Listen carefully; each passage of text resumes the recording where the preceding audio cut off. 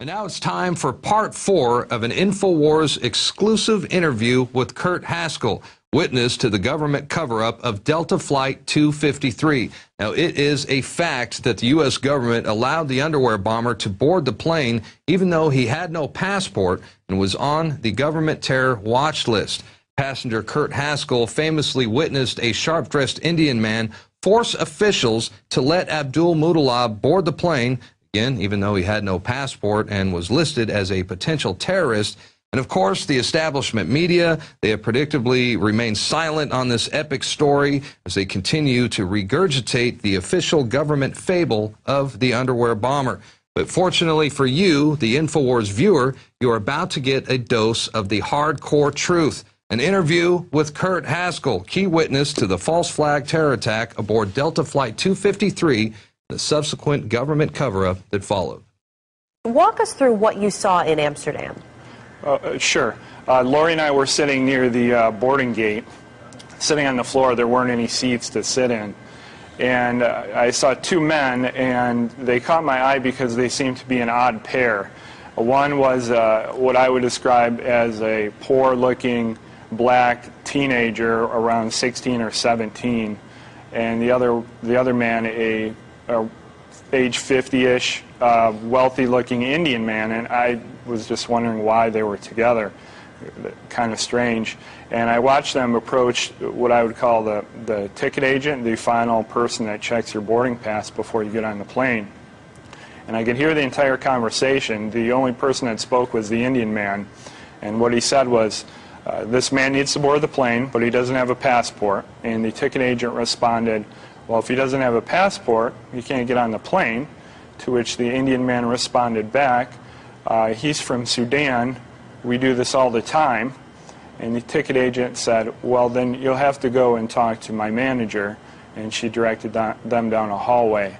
And that was the last time that I saw the Indian man, and the black man I didn't see again until he tried to blow up our plane.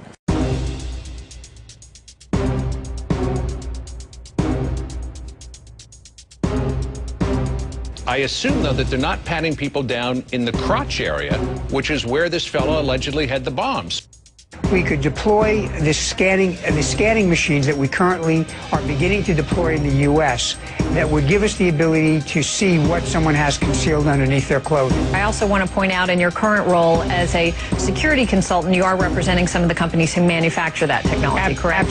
Absolutely correct. One thing I'd like to point out is that the system worked. Well, the underwear bomber case is important because it's the most, in my opinion, it's the most clear evidence of a false flag event by the U.S. government. I think if you actually take the time to look into the evidence, the official version is not backed up by anything other than statements by members of the government. There is actually a great deal of evidence that backs up what I'm saying.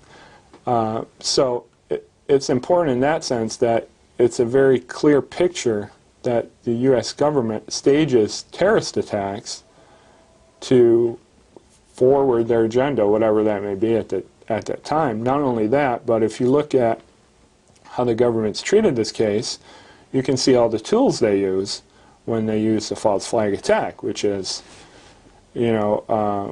denying evidence and telling the media to not report certain things, blasting in the media all the unimportant things, propaganda issues that support their story, the government forwarded story, not the real story. And it just gives you a real window how they handle these things. And if you look at the picture of this, how they handle things, and you see things happen in the future, you can take their playbook, if you will, and apply it to the ones in the future. And tell what's a false flag event or not. There had been no terrorist attacks on flights in the U.S. since 2001, so people were kind of getting, weary of the war on terror, thinking, hey, why are we spending all this money on the war on terror when there is no war on terror? Nothing's happening. We're not stopping anybody. Number two, we had back in when this happened in December 2009, we had certain parts of the Patriot Act that were up for renewal. They actually came up for renewal in early December 2009, just a couple weeks before this happened. And you can look it up on the internet. Hillary Clinton actually said, look, my constituents don't want to vote for the renewal. They don't think it's needed, and politically this will be damaging if, you know, my party votes for renewal of these parts of the Patriot Act. So they delayed the vote till, I believe, February 2010, and look what happens in the meantime. There was a bill that had already passed the House of Representatives, and the bill was to restrict the use of body scanning machines to secondary use only, meaning you would only have to go through the body scanning machines after you had set off the metal detector. And this had already passed the House. It was pending before the Senate for a vote in early 2010. And again, look what we have in the meantime, the underwear bomber attack. Incidentally, despite the fact that this bill had already passed the House and was pending before the Senate, the TSA and Department of Homeland Security continued to order many more body scanning machines for the airports. So, you know, read into that what you will. So, all of those reasons really, and basically they needed a crutch for the war on terror. Nothing was happening on the war on terror for many years. And now all you hear is, you know, every time the war on terror is brought up, or these enhanced procedures are brought up, TSA here and TSA there, and if you see something, say something, it all goes back to the underwear bomber. They all say, well, we need it because of the underwear bomber. It's a crutch. It's a crutch for any of these policies at all. So, you know, you can see how it's played into all of this. But there are a few things we could do to make things better. First, we could deploy the scanning machines that we currently are beginning to deploy in the U.S. that would give us the ability to see what someone has concealed underneath their clothing. That has been vigorously opposed by the ACLU and privacy advocates. The House of Representatives voted to prevent us from using it. But I think now there's been a very vivid lesson in the value of that machinery. In your current role as a consultant, do you have an interest in body scanners? We consult with all kinds of firms, including firms that do manufacture body scanners. You do have some interest in more sales of body scanners. As well as a lot of other security measures. But I would point out that I've talked about this for probably the last 3 years. You know, I don't really have any evidence on whether Chertoff was involved, but, you know, it's really suspicious to me that the former head of the Department of Homeland Security now works for body scanning companies, and there's so much money going around. You know, did somebody do a favor for Chertoff here, you know, that was paid back with some money? I don't know. I think it's entirely possible, but again, I don't have any evidence on this, so I don't know. But yeah, it's highly suspicious that you have former head of Department of Homeland Security peddling body scanning machines and making who knows how much money off of them. Metal detectors were doing fine before the underwear bomber incident, and they were not the reason he got on the flight, obviously. So it's an unreasonable search, in my opinion, because all the body scanning machines are not necessary. They make you show a naked picture of yourself to unknown people, and they might cause you cancer. We don't know. But if you don't do that, you have to opt out. And therefore you have someone feeling you up, looking down your pants and grabbing you between the legs. That's an unreasonable search, so it's definitely a violation of the Fourth Amendment.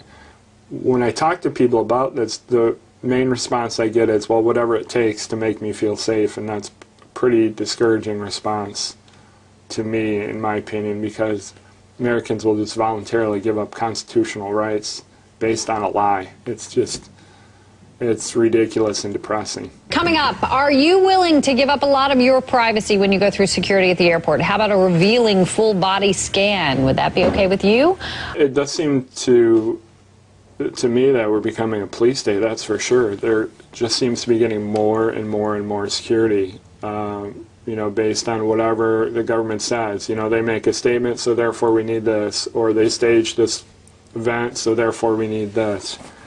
And, you know, at what point do we not need security? At what point was the security not okay back on 9/11? No matter what you think about the 9/11 events, even if you don't think they were another false flag attack, they could have been prevented entirely. We knew all about them. We knew about the attackers flying in flight schools before this happened, and it could have been prevented. We didn't need new measures from that either.